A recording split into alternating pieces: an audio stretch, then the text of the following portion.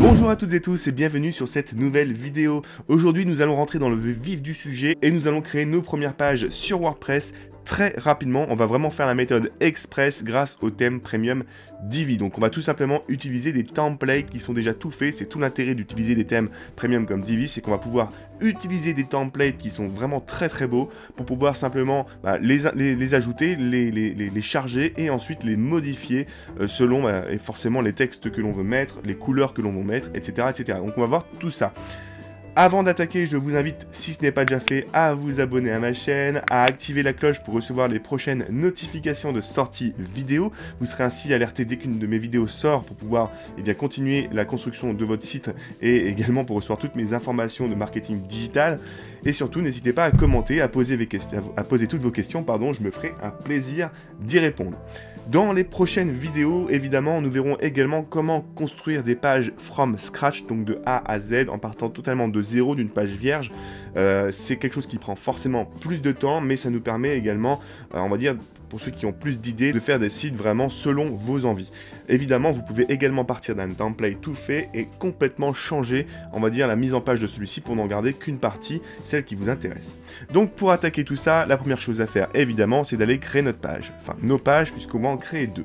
Donc pour ça, vous allez sur page ici et vous faites ajouter. Ici, vous allez arriver donc sur la première édition de la page sous WordPress. Vous aurez peut-être un petit pop-up qui va s'afficher qui vous parle du constructeur de blocs natif sur WordPress. Vous fermez avec la croix puisque nous allons utiliser, nous, le constructeur Divi. Avant toute chose, sachez que vous allez devoir saisir le titre de votre page. C'est juste ici. Donc là, je mets n'importe quoi pour que vous le voyez bien. Donc ici, c'est très important, surtout si vous faites une page d'accueil, de ne pas justement marquer page d'accueil. Mettez bien les mots-clés de votre site internet. Si par exemple, vous faites un site sur la cuisine, mettez par exemple bienvenue, pas bienvenue, mais le site de la cuisine africaine, si votre niche est la cuisine africaine. Le site de la cuisine asiatique, ou de la cuisine japonaise, si vous faites quelque chose d'encore plus restreint. Voilà, vous avez compris le truc, il faut vraiment mettre vos mots-clés dans cette partie-là, de manière à ce que votre page finalement ressorte également sur Google si des personnes font des recherches selon votre thématique. Le mot accueil, clairement, il sert à rien et il ne dira pas à Google de quoi parle votre page. Donc ça, finalement, c'est ce qu'on appelle la balise title de votre site. C'est comme ça que votre page s'appellera. Pour l'exemple, on va faire un petit site justement sur la cuisine et j'avais imaginé peut-être faire un site sur de la cuisine sans gluten et sans lactose. Voilà pour l'histoire. Donc c'est quelque chose de vraiment niché. Donc on va mettre une page d'accueil qui va s'appeler par exemple le site de Sophie. On va mettre un S majuscule, hein, c'est mieux. Donc des recettes sans gluten et sans gluten et sans lactose. Facile, hop. Donc voilà, ici donc on a donc saisi ici les éléments de notre titre. Un petit peu plus bas, on va tout de suite parler un petit peu de Yoast SEO, comme ça vous verrez déjà sur une page comment on commence à optimiser un peu une page. Et là ici, il vous demande Yoast la requête cible, en gros le mot-clé sur lequel vous voulez vous placer pour cette page. Donc là, je pense que l'idée c'est vraiment de se placer sur recettes sans gluten et sans lactose. Vous mettez ça ici et en fait après Yoast SEO va regarder comment vous optimisez votre page en fonction de ces mots-clés quand on va commencer à insérer du texte. Il vous dira si c'est vert ou si c'est rouge. Attention toutefois, ça reste un plugin, ça reste un indicateur, ce n'est clairement pas un outil ultime, il n'existe pas d'outil ultime pour le référencement naturel pour la simple et bonne raison que Google ne communique absolument pas sur ses algorithmes et justement pour éviter que des petits malins contournent un peu le système pour faire des choses un peu crado afin de remonter dans les premiers résultats de Google alors que le résultat ne serait pas pertinent. Donc pour cette raison, il va toujours falloir un petit peu y aller au jugé. Clairement, il y a des monstres, on va dire, en termes de SEO qui font des sites web, et j'en ai vu d'ailleurs sur beaucoup de formations et d'autres vidéos, qui ont ces indicateurs qui sont des fois tout rouges, et ça ne les empêche pas de ranker totalement dans les premières places de Google, tout simplement parce que il n'y a pas d'expert ultime en la matière, et qu'après c'est aussi des tests qu'il va falloir faire en fonction des résultats que vous avez au fil des semaines. Donc là, vous avez saisi votre titre. Ici, on va aussi par la suite devoir mettre le slug. Donc le slug, normalement, là il a mis brouillon auto, mais en gros, vous reprenez le titre. Hop, vous reprenez, le titre. Comme ça. Et ici, voilà, le slug, on va peut-être le mettre comme ça. Alors jamais d'accent, les majuscules elles sont pas prises en compte de toute manière. On remplace toujours les espaces par des tirés du 6, des traits d'union, si vous préférez. Pourquoi? Parce qu'en fait sinon il remplace ça par des petits signes, des caractères spéciaux de pourcentage, et ça c'est pas très bon pour le référencement naturel. Et là, clairement, dans votre permalien, donc dans ce qui va s'afficher finalement dans la barre de lien en haut, eh bien, vous avez également vos mots-clés. Donc ça, c'est top.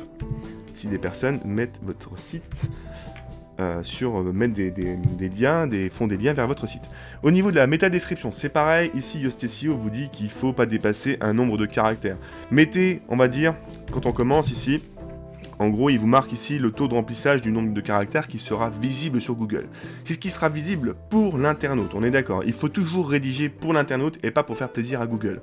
Mais on va pas s'empêcher et se limiter à 114 caractères de mémoire ou 120 caractères parce que c'est pas visible sur la métadescription. C'est pas grave. Mettez les mots, on va dire la partie, il faut bien que ce soit accrocheur dès le départ, mais derrière, si vous voulez en marquer un peu plus, Google le verra également, il verra ce que vous indiquez dessus et ça sera un très bon indicateur pour lui pour voir de quoi vous parlez et sur quoi vous êtes positionné. Quelle est la thématique de votre site. Donc ici, il va falloir mettre quelques-uns de vos mots-clés, les mots-clés qui concerneront votre univers. Donc voilà, bon là, involontairement, je rentre pile poil dans les clous. On va dire que, vous voyez, en fait, on voit l'affichage ici pour mobile, puisqu'il faut bien comprendre que la première chose qu'analyse Google maintenant, c'est les mobiles, c'est on va dire le résultat affiché pour les mobiles, donc ce qu'on appelle le first mobile. Et après, il scanne la partie bureau. Donc là, on voit l'affichage pour mobile, donc on voit bien que ça rentre. Quelqu'un qui sera sur mobile verra bien notre métadescription, et sur bureau, forcément, ce sera pareil. Donc là, on est bon. Si vous voulez en rédiger plus, ne vous arrêtez pas à ça, rédigez-en plus. Là, vous voyez ici qu'il vous affiche le site de Sophie, des recettes, machin, création blog. Donc là, moi, c'est le nom de mon site, création blog. Si vous voulez pas voir apparaître le nom du site, et ben, vous voyez ici, vous avez le métatitre, vous virez en fait le titre du site et le séparateur. Voilà, ça c'est à selon vos envies. Donc là, forcément, l'analyse SEO est toujours un peu pas terrible puisqu'on n'a pas encore rédigé de contenu. Alors, ça va pas être l'objectif du jour, hein, d'optimiser pour le SEO. On va vraiment pas faire ça. Mais au moins, vous avez déjà un premier aperçu de comment fonctionne le plugin Yoast SEO. On enregistre le brouillon, comme ça au moins déjà la page est en brouillon, c'est-à-dire que si vous étiez sur un site qui est déjà produit, qui est déjà en ligne, tant que vous ne faites pas publier, la page n'est pas publiée sur internet, et du coup les Google bots ne vont pas venir indexer votre site, donc Google ne va pas prendre en compte ces pages. Donc là on est en local, en tout cas pour ma part je suis en local, et donc dans tous les cas les Google bots ne vont pas pouvoir venir indexer la page, donc je pourrais même le publier que ça n'aurait aucune importance. Et donc là maintenant on va attaquer et on va cliquer sur utiliser le Divi Builder. Voilà, donc ça se charge et vous voyez, en tant que néo-utilisateur de Divi, il vous propose de faire une petite visite virtuelle, il vous montre, il vous explique 2-3 choses, donc je vous invite peut-être à le regarder également, et il vous propose également de commencer à construire, sachant que tout ça, vous pourrez revenir sur l'aide plus tard sans aucun problème. Donc, commencez à construire. Alors là, évidemment, il y a le logo que j'avais poussé sur mes précédentes vidéos. C'est un logo par défaut, il n'est pas du tout adapté aux couleurs ou autres. Ne vous inquiétez pas, c'est normal, c'était juste pour l'exemple. Et là, on nous propose 3 façons en fait de construire notre page. En partant de zéro, donc c'est pas ce qu'on va faire aujourd'hui. Donc c'est vraiment partir sur une page blanche et tout construire de A à Z. Cloner une page existante. Imaginons que vous ayez une page qui va ressembler très fortement à celle que vous voulez faire. Simplement, vous voulez changer quelques couleurs, changer un peu la mise en forme, mais sans avoir à tout refaire. Eh bien, vous pouvez aller choisir une page déjà créée, l'importer et vous pourrez la modifier. Attention toutefois au duplicate content, il faut bien que vous finalement n'utilisiez que la partie graphique de la page et que vous changiez tous les textes. Ça c'est hyper important parce que même au sein d'un même site, Google peut penser que vous avez copié-collé le contenu de quelqu'un d'autre. Et choisir la mise en page, c'est ce que nous allons faire finalement, nous allons utiliser des templates tout faits créés par les designers de Divi. C'est parti. Attention, petite alerte là-dessus, si vous avez des bloqueurs de publicité comme AdBlock, Ghostery, Privacy Badger et consorts, pensez bien à les désactiver parce que même si on est installé en local ou pour ceux qui sont déjà hébergés en ligne, ces petits bloqueurs de pub nuisent finalement à l'affichage de toutes ces petites pop-up. Donc désactivez-les bien pour le site que vous allez développer, que vous soyez en local ou en ligne. Donc voilà les 216 layouts disponibles, enfin les packs, 216 packs de layout, mais 1591 templates, donc 1591 pages possibles créées par les designers de Divi. Grosso modo, vous allez pouvoir construire votre site quasiment en 1 ou 2 semaines maximum, peut-être même moins si vous faites très peu de pages ou juste une page avec un blog, ça peut aller vraiment très vite. L'idée, c'est vraiment de faire avant de parfaire, commencer par faire un site qui soit propre, parce que là, clairement, vous le voyez, c'est très très propre, et un site que vous allez pouvoir ensuite modifier au fil du temps quand votre travail aura été amorcé, que votre écosystème sera en place, que vous aurez plus de temps un petit peu pour revoir certaines choses. Donc ici, on a donc tous ces layouts et on a ici des catégories en fonction finalement de notre thématique. Donc nous, on veut plutôt s'orienter vers la partie cuisine, donc on va être dans Food and Drink. Et ici, on va essayer de trouver quelque chose qui nous conviendrait, histoire voilà, de faire un site qui soit sympa. Et encore une fois, on pourra donc complètement le modifier. Donc vous voyez, c'est quand même pas mal parce que là, vous pouvez vraiment faire un site pour de la restauration, pour un coffee shop qui peut être également pour de la restauration, pour un fermier, enfin des fermiers, quelqu'un qui veut faire des produits comme des maraîchers ou autres qui veulent avoir leur site web. On n'y pense pas à ces gens-là, mais clairement, on pourrait leur vendre des petits sites vraiment pas chers et qui puissent vendre directement aux particuliers grâce à un système de commande en ligne. Enfin, ils ont vraiment, je pense, une opportunité là-dessus pour avoir un volume et se faire un peu plus de marge. Enfin bon, peu importe. Désolé pour la petite digression. Ici, pour faire quelqu'un qui veut vendre des jus de fruits ou des choses un peu plus particulières comme du thé. Bon, on a du thé d'ailleurs ici. Des recettes. Donc là, on est pas mal pour la partie recettes. Un boucher, si vous connaissez un boucher qui a besoin d'un site internet, bah, vous voyez c'est assez complet, il y a même la boulangerie ici, encore une fois on retrouve la partie fermier, les bonbons, les donuts, les glaces, enfin vous voyez ils ont vraiment fait pas mal de choses, du vin, là je pense que vous commencez un petit peu plus à comprendre l'intérêt d'utiliser un thème comme Divi, même si ça coûte un petit peu, sachant qu'on peut créer autant de sites que l'on veut avec le coût d'une seule licence à vie, donc ça veut dire que derrière vous avez des trucs qui sont tout prêts, et si vous voulez commencer même à vendre des sites internet en ligne, eh bien vous pourriez utiliser quelques templates pour gagner du temps, et les modifier après, évidemment pour pas que tout le monde ait le même site web, les modifier pour offrir en fait des sites plus ou moins personnalisés. Bon allez, on va prendre le Food Recipe, histoire de dire qu'on prend un site de recettes en ligne. On voit ici, donc pour bien vous faire comprendre comment ça fonctionne, vous avez plusieurs layouts, donc plusieurs templates. Ici, le premier qui vous propose, c'est le landing page. En gros, c'est un peu la page de vente, c'est souvent la page d'accueil. Enfin, c'est souvent celle qui est utilisée, en tout cas pour ma part, comme page d'accueil, puisqu'il propose aussi une page d'accueil. Mais grosso modo, moi je préfère les landings. Donc une landing, ça peut être, en général, c'est ce qu'on appelle une page de vente. Une page de vente, c'est pas forcément quelque chose qui affiche un prix. Une page de vente, c'est simplement une page où vous allez vous vendre. Vous allez dire pourquoi votre produit est le meilleur, pourquoi vos produits sont bons. Là, clairement, on dit qu'on prend des produits frais, on montre des brocolis frais, on fait de la belle mise en œuvre, que c'est voilà, que c'est des recettes qui vont être sympas. Voilà, l'idée, c'est vraiment de se vendre et de vendre un peu notre façon de faire, notre façon d'être. D'accord ? La page d'accueil, elle est plus là pour dire, voilà, ça c'est nous, globalement on fait ça, et vous allez pouvoir découvrir tout ça sur notre site, d'accord ? Et après, vous allez rediriger les gens vers des landing pages. Vous pouvez très bien avoir la landing page de je veux vendre, je sais pas si vous êtes justement un éditeur web, je fais des sites pour les restaurateurs, donc une landing page, donc une page de vente qui va être dédiée aux restaurateurs, une page de vente qui va être dédiée, je sais pas, aux maraîchers, etc., etc. Donc vous avez toujours une page à propos. Voilà, une page about, vous avez une page blog, ici c'est la page blog qui est proposée, si elle vous plaît pas, vous pouvez également retourner ailleurs, et puis regarder la page blog par exemple d'ici, et vous pouvez faire un panachage, rien ne vous empêche après, vous voyez, on peut regarder en live le rendu en fait du blog, et ensuite l'utiliser. En fait, à chaque fois, on sélectionne qu'un seul format par page. Donc là, grosso modo, moi je vais ne prendre que la landing page, ça va pas m'apporter tout le reste, et ça va pas me créer toutes ces pages-là, qu'on soit bien d'accord, ça va me créer que celle-ci. Allez, c'est parti, je l'utilise. Et voilà, c'est en train de se charger, donc forcément ici c'est cracra parce que clairement le logo est pas adapté, on n'a pas remis ça en forme, on verra ça plus tard. Mais voilà, déjà on a ici le constructeur qui s'affiche et vous le voyez, le constructeur il est dynamique, c'est-à-dire qu'on voit les éléments en même temps qu'on peut les corriger. Ça c'est franchement top. De temps en temps il y a des petites coquilles et on peut passer en mode, on va dire squelette. Quand on clique ici, et là on a le squelette et on a tous les blocs qui s'affichent, donc là ça vous paraît peut-être assez flippant de voir ça, mais vous inquiétez pas, on s'y fait très vite et c'est vraiment pratique. Donc on revient sur l'affichage ici pour PC, alors ici c'est l'affichage pour les tablettes, clairement celui-ci, bon on va un petit peu le regarder, mais c'est tellement faible le taux de personnes qui se connectent via des tablettes et Google n'en prend quasiment pas, considère pas ça du tout comme important. Donc il faut vraiment vous concentrer sur la partie ici desktop, PC et sur la partie évidemment mobile. Et vous voyez que tout de suite, c'est totalement optimisé pour le mobile. C'est responsive.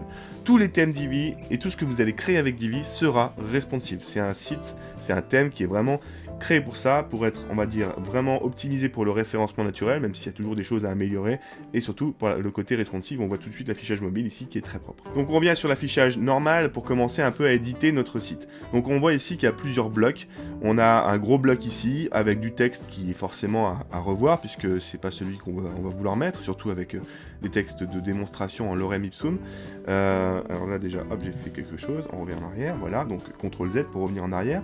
On peut enregistrer les brouillons régulièrement, on a aussi des historiques ici, des sauvegardes qui ont été faites pour revenir en arrière si vous avez fait des erreurs, d'accord? Donc c'est vraiment très bien fait de ce côté-là. Donc comment on modifie? Donc ici vous voyez déjà que en quelques secondes, finalement, on a déjà une page qui est franchement canon. Elle est canon cette page et on pourrait presque l'utiliser telle quelle, il suffirait simplement de changer des textes. Donc là, c'est ce qu'on va faire, il y a peut-être des blocs qui ne vous plairont pas, mais on va déjà commencer par changer du texte. Donc pour changer du texte, c'est très simple, vous venez ici, alors là j'ai double-cliqué sur celle-là ouvert, mais vous pouvez aussi simplement venir ici, et en live, on va pouvoir marquer le site de Sophie. D'accord. Alors là, ils avaient fait un effet de style avec cette partie-là qui nous plaît pas forcément. On n'en veut pas. Bon, bah très bien. On vient dessus ici. Et vous voyez, hop, il y a la petite poubelle qui s'est affichée ici. Je me suis trompé. Voilà. On la supprime. Voilà. Si vous avez des fois, vous voyez, quand ça superpose, c'est ça ce dont je vous parlais, des fois c'est un petit peu délicat, quand il y a des toutes petites parties, c'est là qu'on a un peu de difficulté à venir supprimer, donc je reviens en arrière. Si vous n'arrivez pas à venir ici pour supprimer efficacement, c'est là qu'on revient sur la partie squelette, finalement, et on voit ici que c'est ce bloc-là, c'est le subtitle qui est tout en haut, hein, parce que c'est toujours chronologique. Et vous voyez que là, je l'ai également supprimé. Ensuite, là, on voit qu'on a peut-être un écart qui ne nous plaît pas des masses. Alors tout ça, c'est un jeu d'espacement, vous voyez, il suffit de prendre la petite flèche comme ça, et de remonter, on va en fait diminuer l'espacement entre les deux, et on va pouvoir faire ça comme ça. Ensuite, là, vous avez peut-être envie de changer, finalement, la police d'écriture, et surtout la taille de la police. Alors, déjà, avant d'aller là, sachez que vous pouvez venir faire déjà ça, regardez, des choses très rapides, vous surlignez, et on passe en B, gras. On peut aussi le passer en italique, en partie, voilà. Ok.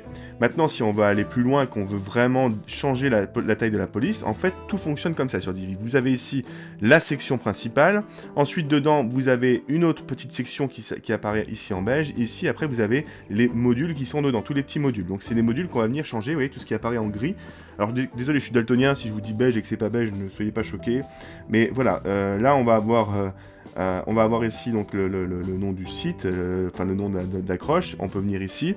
Et là, on édite bien le site de Sophie. On surligne et on voit que c'est bien le header 1. Donc ça, c'est important. C'est le titre de la page.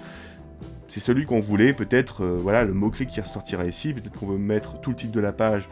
On peut mettre ça, des recettes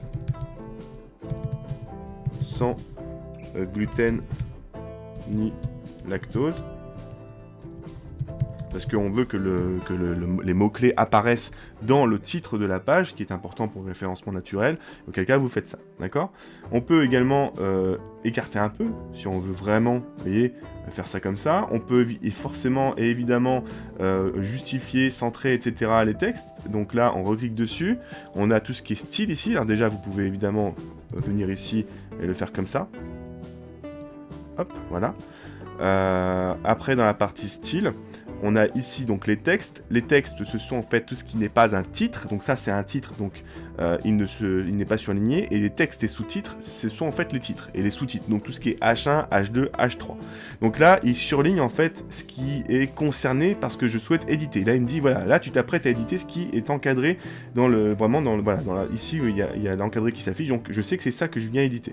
Donc, quand je suis ici, il me dit, voilà, tu peux après venir éditer tout ce qui va être titre H1. Après, tu peux faire un design vraiment personnalisé au H2, au H3, etc. Donc là, il me dit que la police, c'est Cormoran Garamond. Je sais pas, moi, si je veux mettre... Montserrat, voilà, une police que j'affectionne particulièrement, eh bien, on va pouvoir rester en Montserrat. Et si ça devient trop gros parce que cette police est un peu plus grosse, ici vous avez la taille du texte, vous diminuez la taille du texte. Vous voyez à quel point c'est simple. Bon après, le tout c'est de comprendre comment fonctionnent les menus, donc c'est toujours pareil. Vous avez en fait le contenu principal ici, donc c'est le texte. Vous pouvez mettre un lien donc vers, depuis ce titre-là, vous pouvez faire pointer vers un lien si vous le souhaitez. Le fond, donc l'image de fond, là il n'y en a pas parce qu'on est dans le petit bloc là. L'image qui est là, elle est dans la section, je vais le voir juste après, mais vous pourriez mettre ici vraiment une couleur de fond uniquement pour cette partie-là. Donc là ça ressort pas, mais voilà, plutôt comme ça. Il y a vraiment beaucoup de choses à faire, on peut vraiment modifier comme on le souhaite. Donc ici, une fois qu'on est là, on est dans les styles, ce qu'on veut c'est peut-être ajouter de l'espacement parce que là c'est trop serré, donc on va dire en marge interne, on va augmenter un peu. Alors, on va mettre à 15, voilà, 15, et on va dire qu'en haut et en bas on veut 15, et à gauche et à droite on veut 15 aussi. Donc là, je mets 15, je lis les deux, et on a 15 sur tous les côtés. Donc on a quelque chose d'un peu mieux. D'accord. Maintenant, on peut même aller un peu plus loin. Au niveau des bordures, on peut mettre des arrondis. Voilà, on met 10, et là, il va mettre à 10 partout. Et là, ici, ça vient de s'arrondir. Donc évidemment, on peut vraiment pousser le truc à l'extrême. Voilà. Donc ça, c'est vraiment en fonction de ce que vous souhaitez faire. Vous pouvez aller un peu plus bas encore. Donc on va sortir, on va dérouler, voilà. On peut aller dans la boîte à ombres et mettre des ombres derrière l'image. Donc on voit que ça vient un peu de se foncer. Là, voilà, on a une espèce de filtre derrière qui apparaît. Là, on a une ombre intérieure. Là, on va avoir une ombre décalée comme ça. Enfin voilà, on peut vraiment faire tout ce qu'on veut pour avoir quelque chose de canon. Donc moi je vais sauvegarder parce que de toute façon c'est pas un site qu'on va garder sur le long terme. Mais bon voilà déjà. Ensuite pour les boutons, les boutons, si vous voulez créer un bouton un peu plus bas, vous faites un plus comme ça. On prend bouton dans tous les modules qui sont proposés. Ici vous avez la liste de tous les modules, tout ce qui est gris ce sont les modules, tout ce que vous pouvez faire. Donc là on tape sur bouton et on vient insérer un bouton. Donc il va nous mettre une mise en forme dégueu en fait, la mise en forme par défaut. Donc on vient ici. Et après, bien, on va devoir déjà changer le nom du bouton, y aller, on va mettre ça comme ça.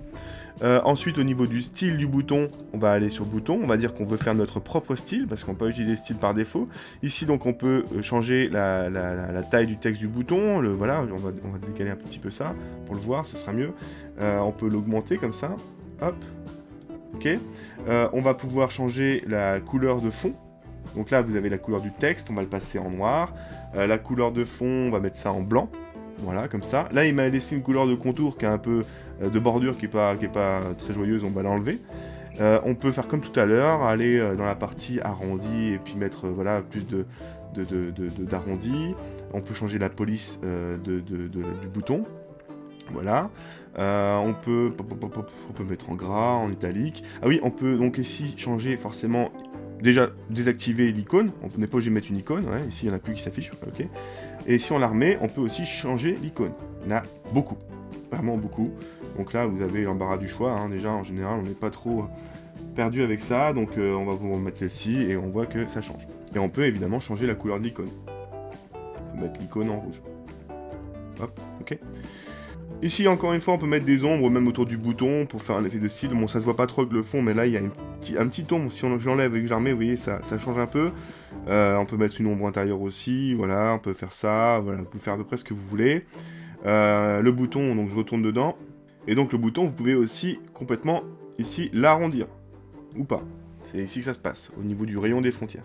Enfin voilà, et évidemment, bon j'ai oublié le plus important, quand vous allez gérer le contenu, vous avez le lien et vous pouvez renvoyer vers un lien. Donc voilà, on peut supprimer tous les éléments, on peut les déplacer dans d'autres blocs. Donc ensuite, vous pouvez donc dans les sections créer ici, je vais vous montrer ça tout de suite, voilà, vous pouvez écrire ici...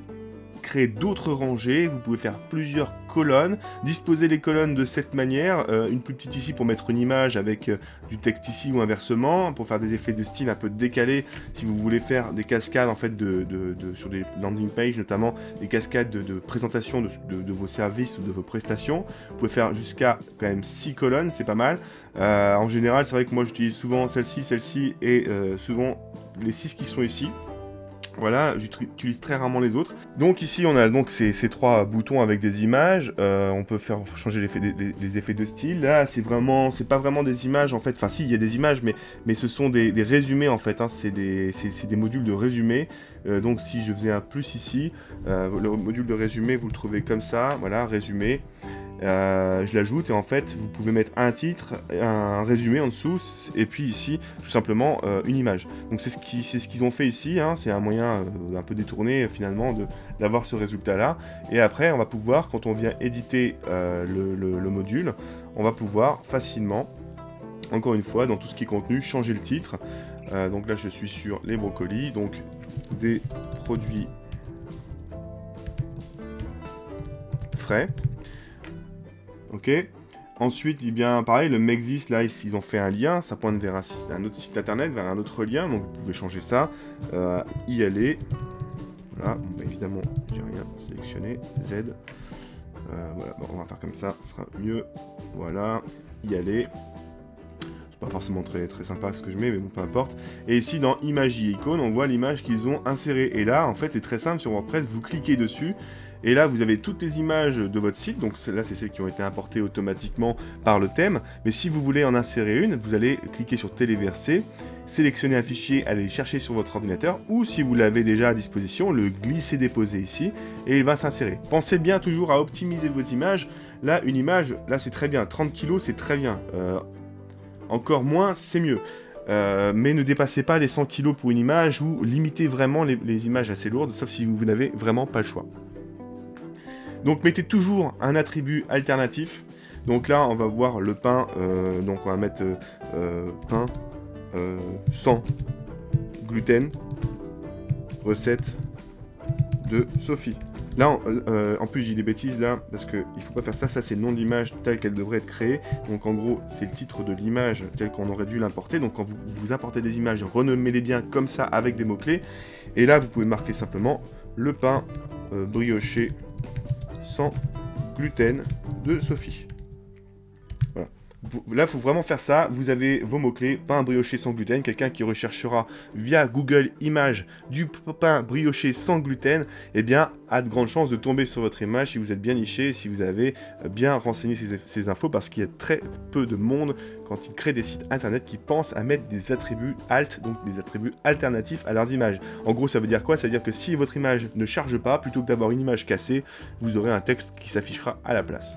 Et Google comprend en fait quel est le thème et de quoi parle l'image. Voilà, donc on va dire charger l'image. Je valide. Et voilà, donc là j'ai remplacé mes brocolis par un bout de pain. Ok? Donc ensuite, c'est toujours pareil, les mêmes jeux. Ici, on peut éditer cette partie-là. On édite la section. Hop, j'ai mal cliqué. Voilà, on édite la section. On a ici le fond. Le fond, c'est une image, d'accord? Pensez bien aussi, si vous remettez une image, à bien l'alléger au maximum. Utilisez l'effet parallaxe. L'effet parallaxe, voilà, c'est juste que quand vous descendez, vous voyez, derrière, ça fait une image un peu fixe et le reste du site bouge avec. Alors ça, c'est très joli, mais clairement, ça alourdit le chargement de votre page. Donc ça, c'est à vous de voir. N'en abusez pas. Faites-le si vous le souhaitez, mais n'en abusez pas. La taille de l'image d'arrière-plan, vous pouvez couvrir, ajuster. Donc là, c'est clairement pas beau. Taille réelle. Voilà, donc taille réelle, là, elle est assez large pour tout prendre. Couvrir, en général, c'est le bon compromis. Position de l'arrière-plan, bah, vous pouvez en haut centrer, vous pouvez changer pas mal de choses comme ça. En fait, ce sera à vous de faire un petit peu on va dire vos réglages en fonction de comment s'affiche l'image quand vous l'avez insérée. Voilà, pour que la bonne partie s'affiche finalement sur votre page. Pas de répétition, alors ça c'est si vous avez des toutes petites images, enfin moi je trouve ça horrible les gens qui font des images qui se répètent. En gros, si l'image est trop petite, après pour combler le vide, ils remettent la même image à côté ou en dessous. Et voilà, bon je vais pas rentrer dans tous les détails de Divi, c'est pas l'objectif de cette vidéo, je vous montre simplement les réglages de base pour pouvoir faire quelque chose, et le style est toujours le même. Vous avez ces modules, le plus important c'est dimensionnement, espacement. Dans la partie dimensionnement, vous allez pouvoir gérer la largeur. Ici, la largeur maximum, ok. Vous allez pouvoir dire que vous centrez. Comme ça, ça vous permet de régler la largeur sur vraiment un sujet centré. Ok. Vous allez pouvoir donc justifier à gauche, justifier à droite ou centrer. C'est vraiment, quand on dit centrer, c'est que tout va être aligné par rapport au centre sur la page. La hauteur maximum aussi. Ok. Et c'est pour ça qu'après je vous disais que vous allez devoir changer votre image et comment elle s'affiche, comme on l'a vu juste avant, pour qu'elle s'affiche bien si vous décidez de limiter la hauteur maximum de cette image, on peut l'augmenter. Ok. Les séparateurs, ça c'est toujours des effets de style sympas. Vous avez au sommet ou bas, vous allez pouvoir faire des trucs comme ça.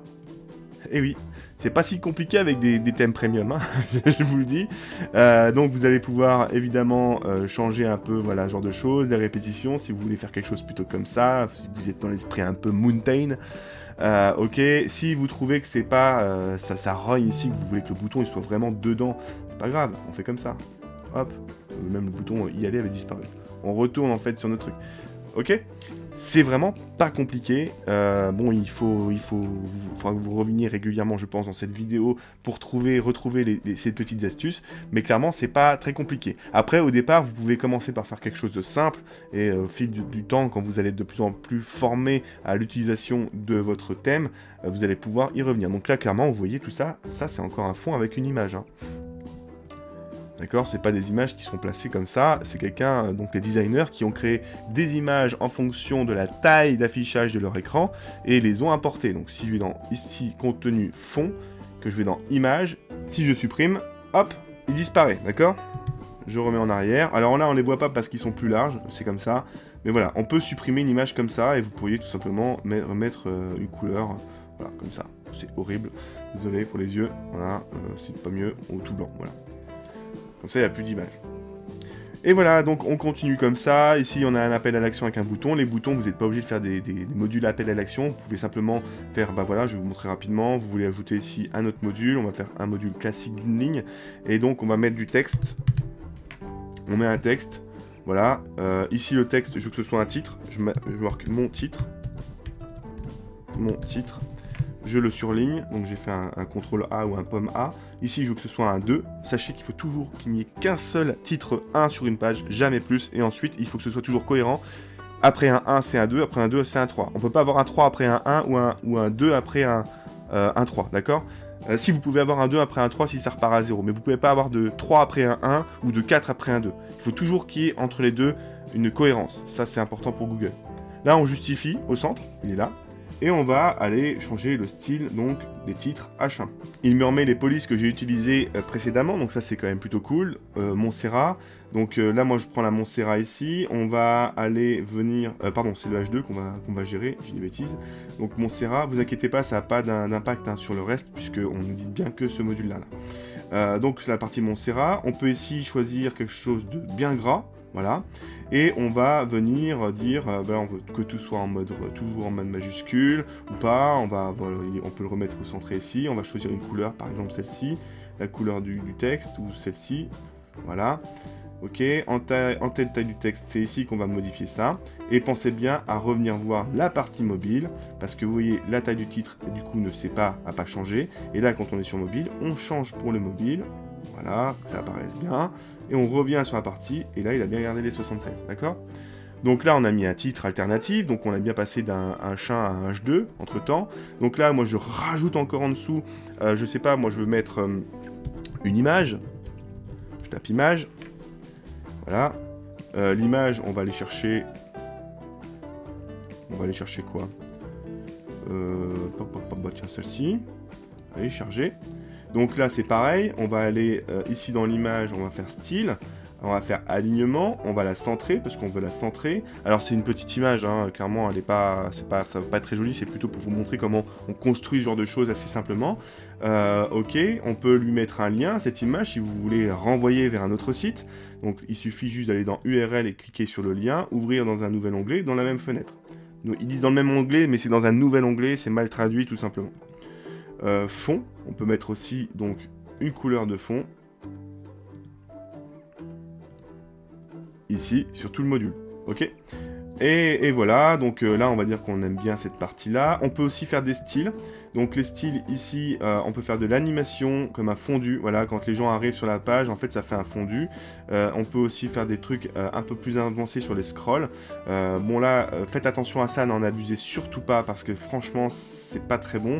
donc pour Google, mais voilà, quand on descend, vous voyez, voilà, ça apparaît au moment où on descend. Là c'est flou, et là ça apparaît. C'est comme ça qu'on fait des trucs plutôt sympas. Et on peut choisir vraiment que ça commence plus ou moins tardivement. Vous voyez, là il n'est pas encore fini, donc admettons que là je descende, on a vraiment quelque chose qui s'affiche quand ça arrive en haut de l'écran. Voilà, moi vous mettez finalement là où vous voulez que ça s'affiche. Vous voulez que ça s'affiche ici vraiment en propre, et là vous gérez en fait pour que ce soit propre à cet endroit-là. Voilà, là on est propre. Et voilà. Là on valide, et enfin bah, vous auriez pu ajouter du texte de la même manière, mais comme je l'ai fait avec le titre, je vais pas revenir dessus. Et là on ajoute en dessous un bouton. Voilà, un petit bouton. Voilà, et vous pouvez également, si vous n'avez pas envie de vous embêter à refaire des boutons de style, si celui-ci vous plaisait, non celui-ci on peut pas parce qu'il est dans, c'est un appel à l'action, si celui-ci vous plaisait, vous le dupliquez, et en fait vous allez pouvoir venir ici, descendre, descendre, descendre, descendre, et vous vous mettez juste en dessous, ici dans la partie grise, juste en dessous de l'image, ici. Hop, et voilà, vous supprimez ce bouton-là, et ce bouton-là existe, et du coup vous avez le même style, et vous pouvez du coup l'utiliser. Et c'est pareil, vous éditez, toujours pareil, on vient ici, on va dans style, alignement, on centre, etc., etc. D'accord ? Donc voilà comment on fait une page web en une journée, je pense, ou même quelques heures.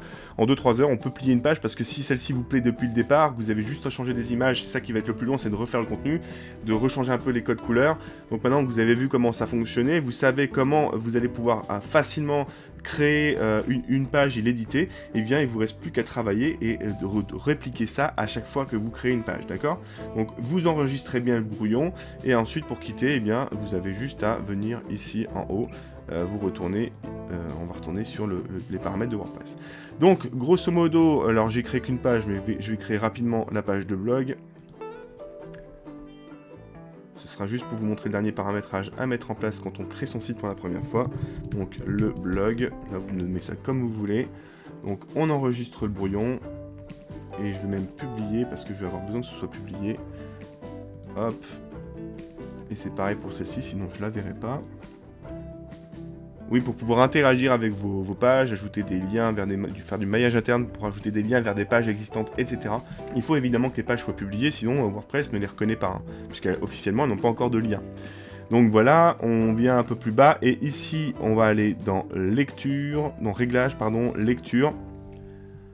Et rappelez-vous, quand on avait configuré au tout début WordPress, je vous avais dit qu'on reviendrait ici plus tard, et c'est le moment où on y vient. On va définir la page d'accueil statique, c'est-à-dire qu'on va vraiment définir que quand quelqu'un arrive sur la racine de notre page créationblog.fr ou le nom de votre site.fr ou .com, ou ce que vous voulez, il arrivera sur cette page-là, la page d'accueil ou la landing page, ce que vous voulez. Et pour les articles de blog, on arrivera ici. Et on enregistre les modifications. Ici, on avait tout paramétré avant, on a toujours les moteurs de recherche qui n'ont pas le droit de venir indexer le site. Et voilà donc pour la création d'une page sur Divi en mode express. Alors clairement, la vidéo, elle, n'était pas express parce qu'il a fallu que je vous montre comment fonctionnait le Divi Builder. Mais vous voyez que une fois que vous allez commencer à prendre en main en fait la bête, ça va être assez rapide de créer des pages en vous inspirant des thèmes prédéfinis sur WordPress avec Divi. Et derrière, on verra comment on construit des pages de A à Z pour vraiment peut-être créer un site selon vos propres envies. Je vous dis à très bientôt dans une nouvelle vidéo, et je vous rappelle à nouveau de bien penser à vous abonner et à activer les petites cloches juste en dessous de la vidéo pour pouvoir être alerté de mes prochaines sorties de vidéos. Et surtout, n'hésitez pas à poser vos questions au travers des commentaires, je me ferai un plaisir d'y répondre. À très bientôt!